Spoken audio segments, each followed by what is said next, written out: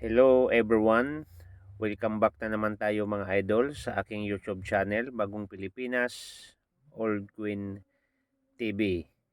So mga idol, kung kayo po ay baguhan pa lang po sa aking YouTube channel, kayo po ay aking anyayahan, mag-subscribe po, paki-like at paki-pindot po ang notification bell para lagi tayong updated mga idol sa ating mga ginagawang video tungkol po sa mga lumang barya na katulad nito mga idol.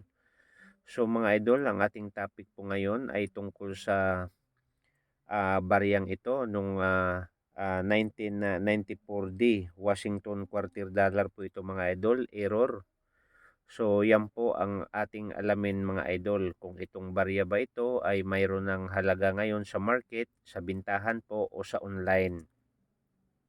Okay mga idol, bago tayo magsimula at bago natin na ilathala po ang price ng bintahan sa bariyang ito, kayo po ay nais kong babatiin ng magandang gabi sa inyong lahat, and shout out sa inyong lahat, lalong-lalo na sa tagapanood sa aking YouTube channel at sa lahat ng mga new collectors ng mga old queens at sa mga dati na po na nangungulikta ng mga barya.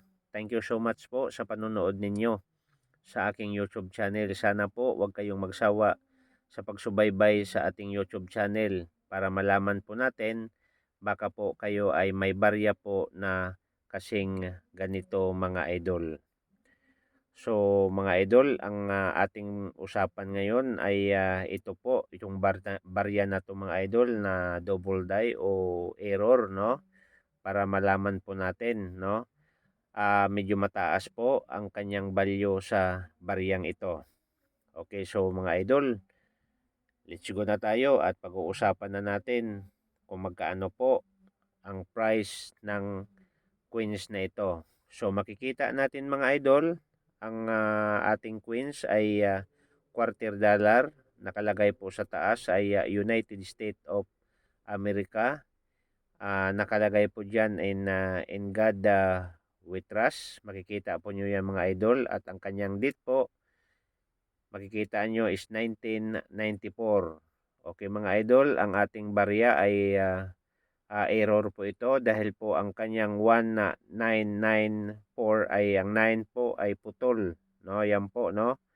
So napaka-error po itong queens na to, kaya nga medyo mataas po ang value sa queens na to mga idol. I-search ninyo mga idol sa Google o sa lahat ng mga nag-online na mga barya o sa mga auction para malaman po natin na itong barya to mga idol ay mayroon ng value ngayon. Okay mga idol, tandaan natin ang ating barya ay 1994D mid-mark Washington Quarter Dollar. Okay, so ang mintage po niya ay 880 million 34,110. Yan po ang kanyang mintage at okay mga idol, ang kanyang composition ay pure 75% copper and 25% nickel. And diameter po niya mga idol ay 24.3 mm at ang kanyang timbang o bigat ay 5.67 grams. So yan po, para maliwanag po mga idol ang ating description sa baryang ito. So ngayon mga idol, pag-uusapan naman natin kung magkaano ba ang price nito sa online. Depende po sa klase sa inyong barya, no? So bago tayo magtapos mga idol, kasi mayroong nagko-comment minsan sa atin, para maliwanag po, kung kayo ay may cellphone, sigurado ay may cellphone po kayo, ano. So nagtatanong po kayo, bakit yung mukha ko hindi pinapakita sa ating YouTube channel? Mga idol, hindi namin pinapalabas itong coins na to kung wala kaming basihan. Tandaan po ninyo, kung kayo po ay may ganitong uri ng barya, pwede ninyong bibisitahin sa Google, no? Madali lang po.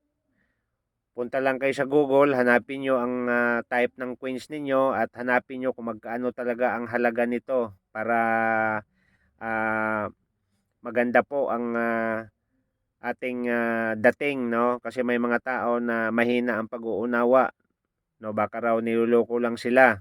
So, alam naman natin mga idol na ang mga old coins ngayon marami nang nagiging milyonaryo, para malaman ninyo.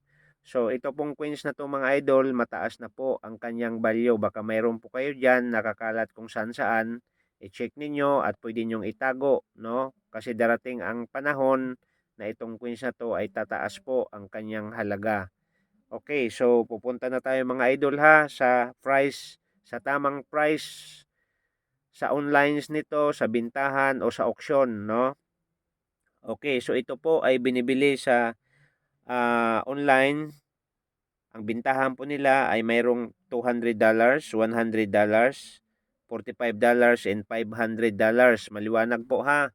$500 depende po 'yan sa quality ng inyong barya, no?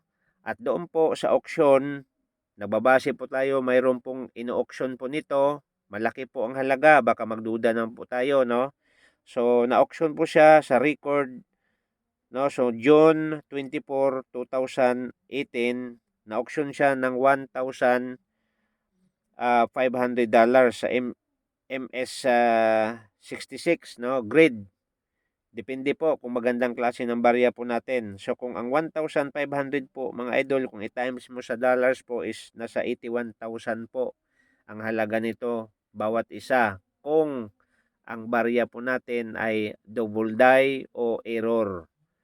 Maliwanag po. At mayroon din pong ang $500 po nasa 27,000 po yan sa Philippine money.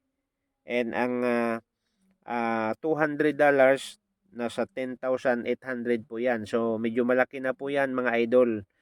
Kaya nga mga idol, ulitin ko, maraming salamat sa lahat ng mga nanonood sa aking YouTube channel, Bagong Pilipinas, Old Queen TV.